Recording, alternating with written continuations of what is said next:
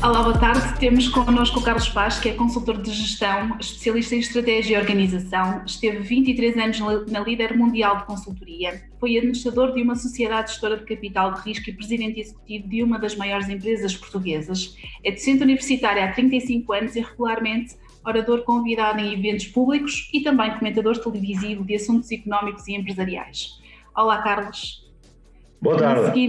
Boa tarde. No seguimento da entrevista que deu para a revista da Game Changer, começo por lhe perguntar como é que um engenheiro mecânico começou a ganhar interesse pelas ciências económicas e empresariais. O que o motivou?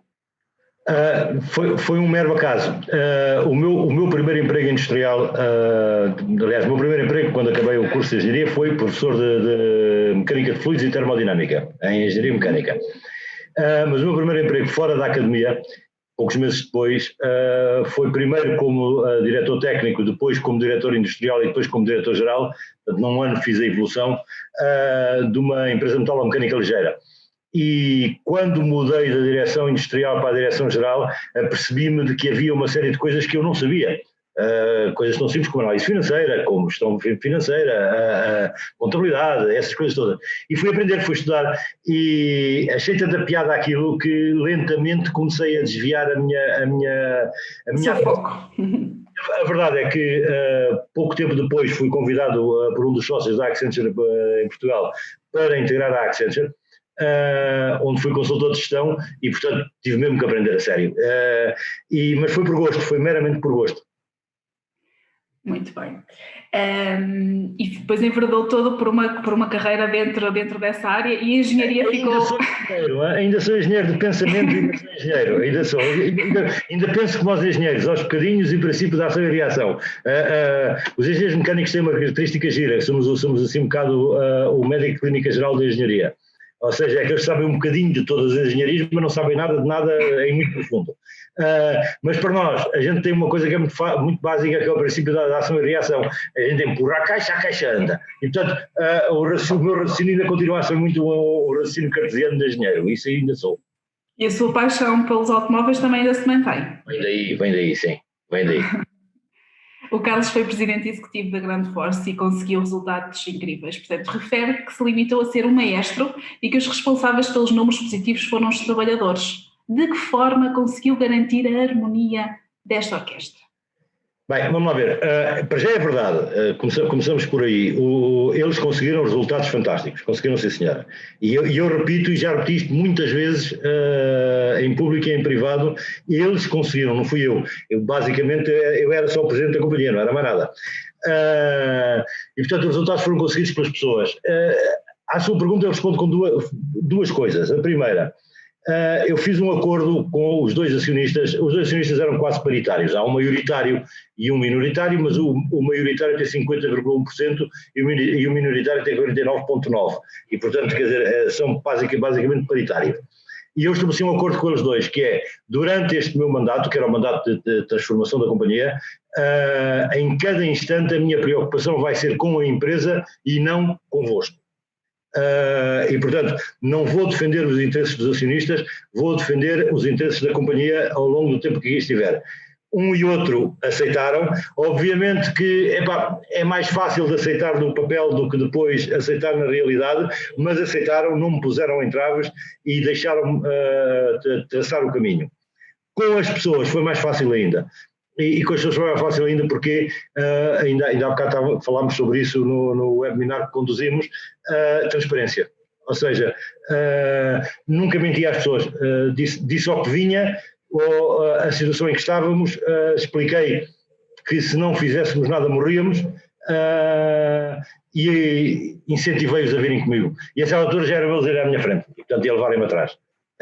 E funcionou muito bem nesse aspecto. Mas principalmente o tema é esse, transparência. Aproveitar, obviamente, as ORTs, claro que sim, as conversas com as comissões de trabalhadores, com os sindicatos, tudo isso é útil, mas é mais útil ainda vestir o fato de macaco, neste caso não é um fato de macaco, era um casaco amarelo daqueles que se vê do céu, aliás, vê-se do céu mesmo, ele é propositado para andar no aeroporto se vê do céu e ir para o meio das pessoas e conversar com elas. Sim, esse foi o único grande segredo, foi transparência. Uma cultura de transparência, uma cultura de comunicação, é essencial. Sim. Não gosta da expressão colaboradores, porquê? Não, nunca gostei. E não tem nada de mal, a expressão em si não tem nada de mal.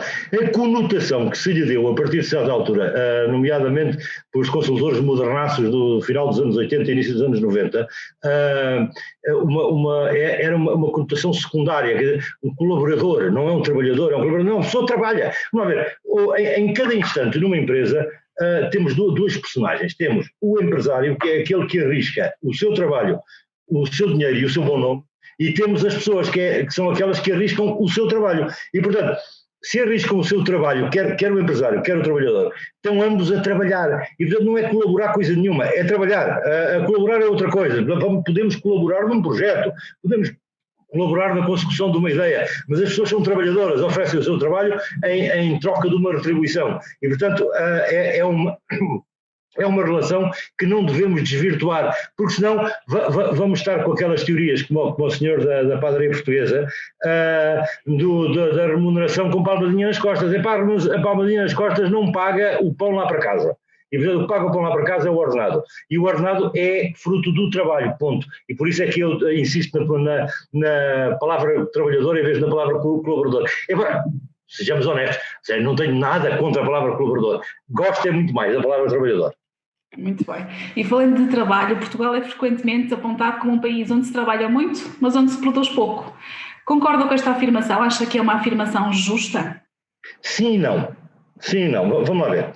Sim, nós culturalmente somos muito desorganizados no trabalho e, portanto, temos uma tendência a trabalhar mais do que é preciso para produzir o que é preciso produzir. No entanto, basta pensarmos assim uma coisa. Vamos lá ver. Uma miúda que vai embaixo no café, aqui à porta, ganha 700 euros por mês e vende cafés a 50 cêntimos cada um. Okay? De facto, uma colega dela que trabalha em Paris, num botequim exatamente igual em Paris, vende cafés a 3 euros. Portanto, 6 vezes o preço de cá. E o ordenado em Paris não é 6 vezes o ordenado dela. E, portanto, quer dizer, isto desvirtua tudo. Ou seja, de facto, temos que pensar que para a senhora de Paris produzir 1000 euros de café é muito mais fácil do que para a miúda lá de baixo produzir 1000 euros de café. E, portanto, fazer comparações de índices de produtividade sem pensarmos nos índices de compra e de valor de vida, ou seja, medir a produtividade por volume de dinheiro produzido ou por volume de peças produzidas não é a melhor forma de produtividade. É fazer as produtividades relativas, ou seja, a produtividade do custo do meu trabalho versus o proveito do meu trabalho. E aí não somos tão diferentes assim, não somos tão menos produtivos do que os outros. Sim, somos um bocado desorganizados. Sim, há falta de liderança nas organizações para conseguirem organizar as coisas. Muitas vezes as pessoas trabalham mal e trabalham demais, não é porque queiram trabalhar mal e trabalhar demais, é porque são mal lideradas e estou a incluir aqui no liderança não só a condução das pessoas, como o ceder às pessoas as condições técnicas e materiais para desempenharem a sua função. E, portanto, há muita escassez de recursos de gestão e de capacidade de gestão e de liderança em Portugal, isso sim provoca a tal desorganização de trabalho. Aliás, é divertidíssimo porque um estudo da União Europeia, há meia dúzia de anos atrás, dizia que Portugal era dos países da Europa com pior nível de gestão. Okay? E, aí 2 ou 3 anos antes, um estudo conduzido por uma das associações empresariais, que aliás está na televisão a toda a hora, conduziu ao resultado de que os gestores portugueses eram os melhores do mundo. Ou seja, os gestores a dizerem de si próprios são muito bons. O problema é quando alguém de fora vai olhar para eles e diz: vocês não percebem nada disto. E é a realidade. E, portanto, sim, temos falta de capacidade de gestão nas empresas, sim, temos falta de capacidade de liderança nas empresas, e isso é que provoca a tal desorganização das pessoas. As pessoas não são preguiçosas por si próprias, não trabalham demais para produzir pouco por própria vontade. Trabalham demais para produzir pouco porque também não são orientadas e guiadas de outra maneira. E considera que em Portugal as empresas dão oportunidade de desenvolvimento às pessoas e que as mesmas são justamente remuneradas?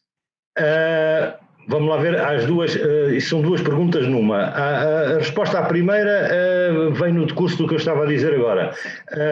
A verdade é que, não havendo uma boa capacidade de gestão e principalmente não havendo uma boa liderança, quem lá está em cima tem medo de alguém que tenha ideias.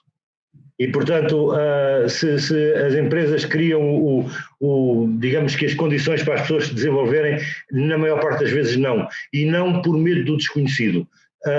O que é um erro, é um erro e é um erro profundo. Eu trabalhei como consultor durante 20 e tal anos da minha vida, numa empresa, a Accenture é uma empresa cuja evolução de carreira é baseada basicamente no que cada um aprende e vai desenvolvendo. E portanto, eu que sou um preguiçoso de primeiro, um preguiçoso assumido, eu fazia todos os possíveis para que todos os miúdos que trabalhavam comigo o mais depressa possível conseguissem fazer as mesmas coisas que eu, que é para eu não ser necessário. E nessa altura eles eram promovidos e eu era promovido para cima outra vez. E foi assim que fiz a minha carreira toda. E, portanto, é um conselho que eu dou, não tenham medo do desafio e não tenham medo que os outros cresçam, porque os outros, ao crescerem, fazem-nos crescer a nós. Quanto à segunda parte da pergunta, não.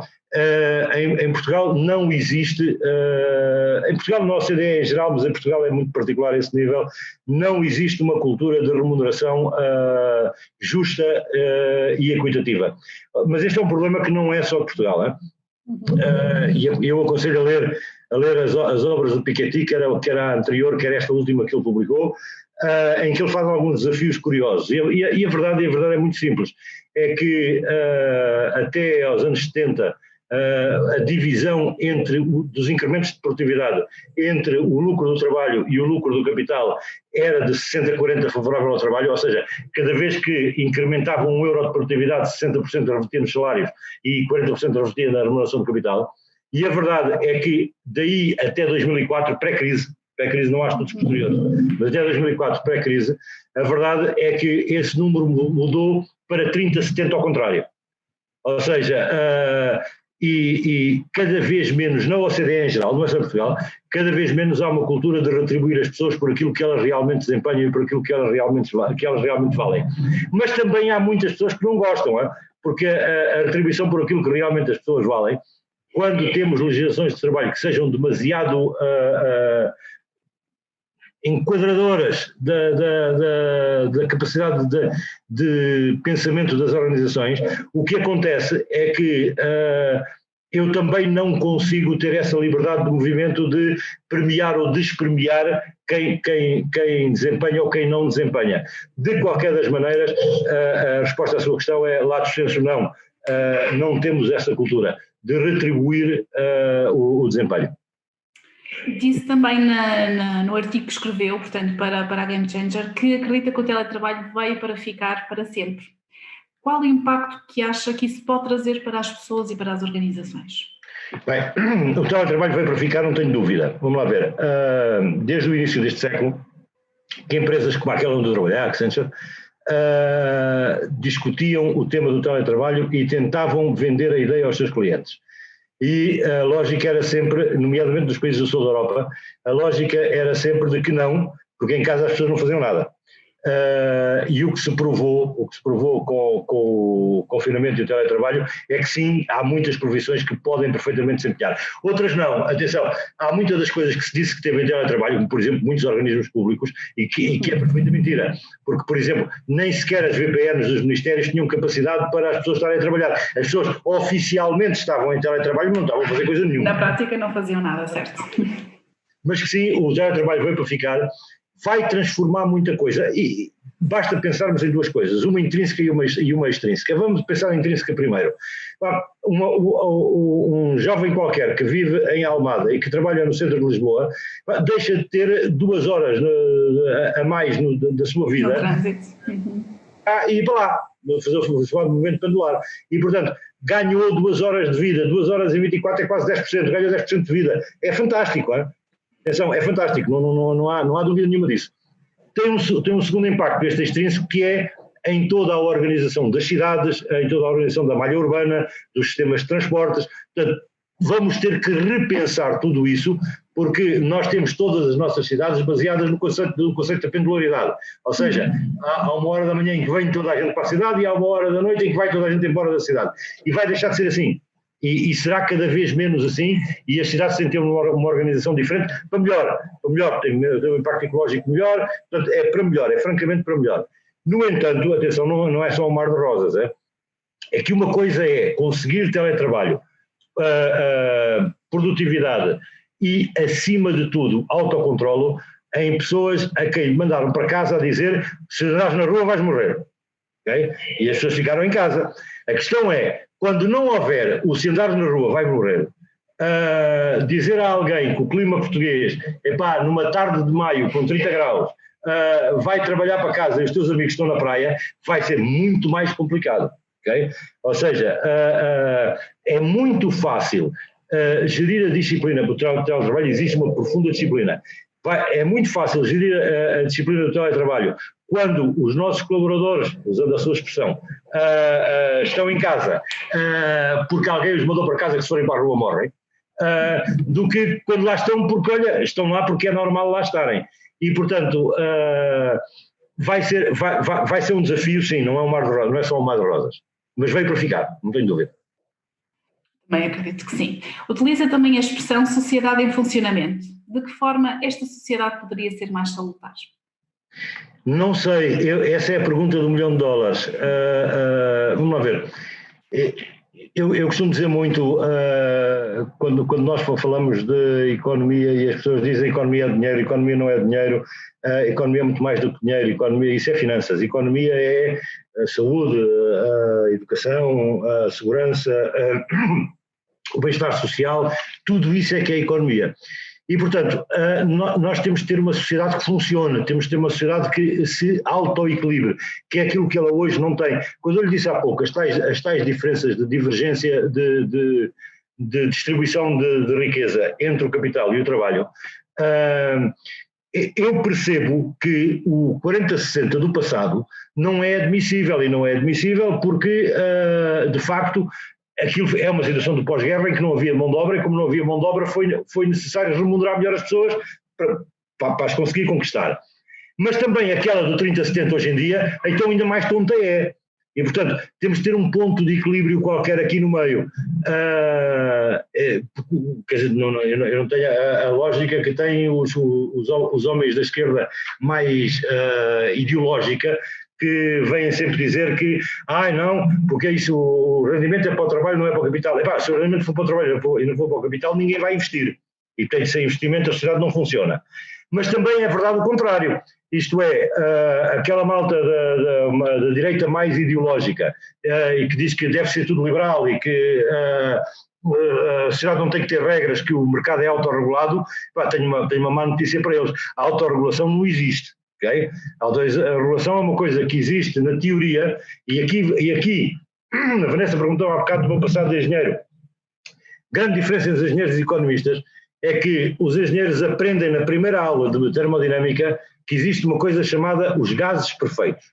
E todas as equações são desenvolvidas em função dos gases perfeitos. Mas aprendem na primeira aula, gás perfeito não existe nenhum. Okay? E, portanto, o que nós temos que ter é estas teorias aplicam-se aos gases perfeitos, e o que nós temos é de medir a realidade e confrontá-la com o gás perfeito e saber que este determinado gás se porta mais perto ou mais longe do gás perfeito. Mas o engenheiro aprende no primeiro dia da aula de termodinâmica que gás perfeito não existe. Qual é o problema do economista? É que o economista desenvolve grande parte das suas teorias baseadas num conceito chamado os mercados perfeitos, que, tal como os gases perfeitos, também não existem. Okay? Mas aqueles continuam convictos que sim, esse é que é o grande problema. E, portanto, a sociedade também não funciona assim, ou seja, não funciona nem de um lado, nem funciona do outro. O mantermos uma sociedade em funcionamento é o sermos capazes de garantir uma distribuição correta, equilibrada, justa e honesta, é a expressão que eu gosto de utilizar, entre a remuneração do capital e a remuneração do trabalho. Não concentrar riqueza e distribuir a riqueza melhor faz mais sentido. Uhum. No artigo que escreveu também refere que deveria haver uma aposta numa economia de produção de bens e subida de escala de valor. Quer explicar melhor em que é que consiste? Vamos lá ver, a questão aí é fácil, porque bens, a questão aí é fácil, é que nós podemos, como aconteceu este ano, por exemplo, em que o governo pediu muito aos portugueses que fizessem turismo em Portugal. Porquê? Porque o turismo em Portugal foi a catástrofe, foi por causa do Covid-19. Ora, é verdade, nós podemos viver de prestar serviços uns aos outros, ok? Podemos, não tem mal nenhum, a gente presta serviços uns aos outros e vive disto. Agora vivemos disto até o dinheiro acabar. Se não produzirmos nada, a gente vive disto até o dinheiro acabar. Agora eu tenho uma má notícia. O nosso dinheiro acabou há 270 mil milhões de euros atrás. É o valor da dívida pública. Portanto, o nosso dinheiro já acabou há 270 mil milhões de euros atrás. E, portanto, se a gente já acabou há 270 mil milhões de euros atrás, não vale a pena estarmos a prestar serviços uns aos outros. Vamos empobrecendo.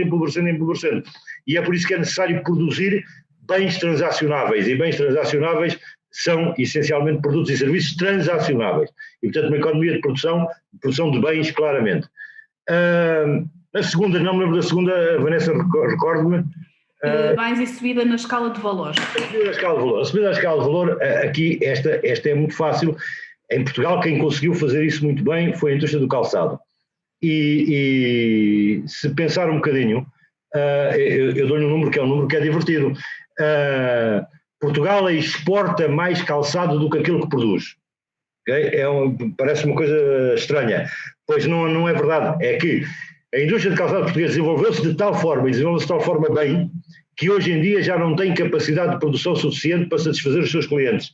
E está a fazer produção nos países do Sudeste Asiático, com design português, com qualidade portuguesa, para o low-end, para a parte baixa da gama, e junto ao restante da gama para fazer entrega aos seus clientes. Ora, quando eu digo subir na escala de valor é exatamente isso. É não produzirmos os produtos low-end, é subirmos na escala de valor, termos o design do nosso lado, termos a engenharia do nosso lado, porque é aí que fica o dinheiro, a margem. O exemplo da Apple é o melhor exemplo de todos. O iPhone, que é vendido por 1.000 euros, chega aos Estados Unidos por 200. Portanto, todo o trabalho que deu até chegar lá foi 200 paus. Okay?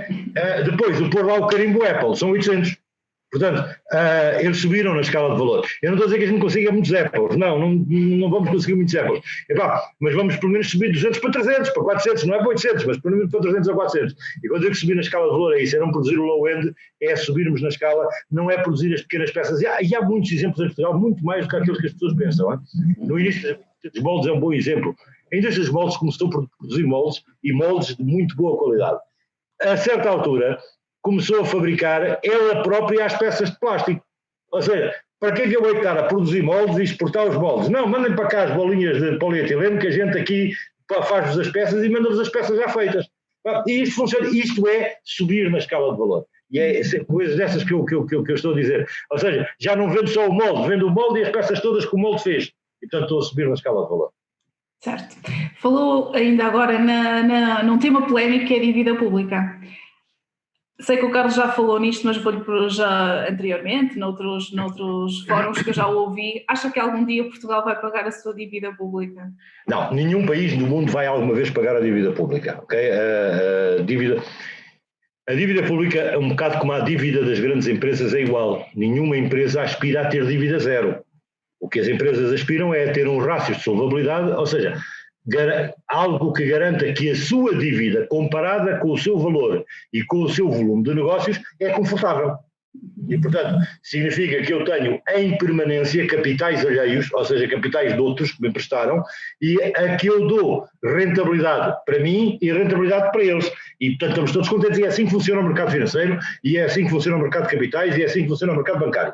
E, portanto, isto é correto para as empresas, também é correto para os países. Isto é, a dívida pública dos países é uma forma de os grandes investidores aplicarem dinheiro em grandes operações de longo prazo, muito longo prazo. E, portanto, assegura o rendimento a muito longo prazo. Ou seja, a dívida é para ser gerida, não é para ser paga. A sua pergunta tem um ponto por trás, se é pagável, primeiro, uma dívida como a nossa, não é. Se é pagável uma dívida como a da União Europeia em geral, não é. Eu dou-lhe o número, até a crise Covid veio a agravar, Mas, neste momento, até a crise Covid, a dívida consolidada dos países da União Europeia era de 12 milhões de euros. Portanto, ponham o número, são bué de zeros por aí abaixo. É 12 com um montão de zeros por aí abaixo. Ora, 12 milhões de euros é um número incalculável, é um número absurdo, é um número incalculável. Nunca vai ser pago, não. Qual é a questão? Se eu dever 12 milhões de euros, mas valer 120 milhões de euros, estou descansado. O problema é que não é esta a realidade.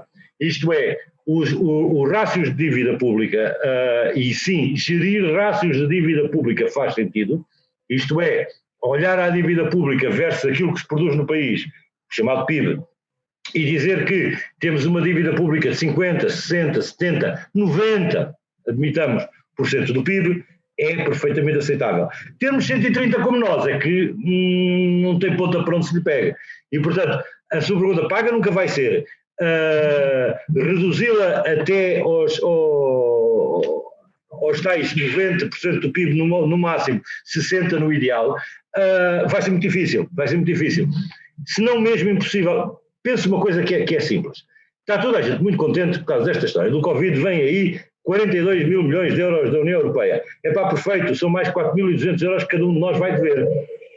Ou seja, a Vanessa vai lá para casa, para o marido, para as criancinhas e passem já o vosso cheque. Quer dizer, somem todos, multiplica por 3 ou por 4 e dá o vosso cheque e pronto, pagam a vossa parte. Epá, e não tem, e vai-me responder, não tenho 16 mil euros para lhe dar a correr. Pois não tem e não vamos ter nunca. Portanto, e este é o problema sério das dívidas públicas. Quando países como o nosso, que têm dívidas públicas absolutamente incomportáveis, não faz nenhum sentido, por exemplo, campanhas que vemos alguns políticos fazer, de pedir uma baixa de impostos. Pedir uma baixa de impostos em Portugal neste momento é um crime. É um crime económico. Alguém que diz isto não faz a menor ideia do que é uma empresa, do que é um país, do que é a gestão financeira. Portanto, quando eu vejo cartazes na rua a dizer baixar o imposto de eletricidade, diz a esquerda, baixar o IRS, dizem uns tolinhos quaisquer que agora querem o flat tax do IRS. Falar em baixar a coleta de impostos em Portugal, um país que tem uma dívida colossal de 130% do PIB, como nós temos, é um crime económico. Portanto, não vale a pena, não há como. Primeiro pagamos a dívida, depois falamos em baixar impostos. É um assunto delicado, não é? Não tenho dúvida. E muito complexo. Para concluirmos, o que é que o desafia nos dias de hoje, para além do doutoramento em gestão? Continua-me a desafiar a ensinar coisas a pessoas. Todas as pessoas têm, a Vanessa já lhe aconteceu e a todos os que alguma vez virem isto também, reuniões de amigos e que começam a discutir uns com os outros o que é que eu gosto mais, e há uma coisa que gosta mais na vida é viajar, há outra que a coisa que gosta mais na vida é estar com a família. As pessoas eu nunca consegui responder a esta pergunta, porque há sempre duas coisas, uma é ensinar e outra é aprender, e eu nunca consegui dizer qual das duas eu gosto mais. Mas são de longe as duas coisas que eu mais gosto na vida, e portanto, enquanto for capaz de aprender coisas para ensinar a outros, eu vou cá andar. E se perguntam o que é que me faz mover, é isso exatamente. Muito bem. E espero que continue cá por muitos anos, que é sempre bom ouvi-lo e aprender coisas consigo, Carlos. Muito obrigada por esta entrevista. Obrigado eu. Uma boa tarde. Boa tarde, Vanessa.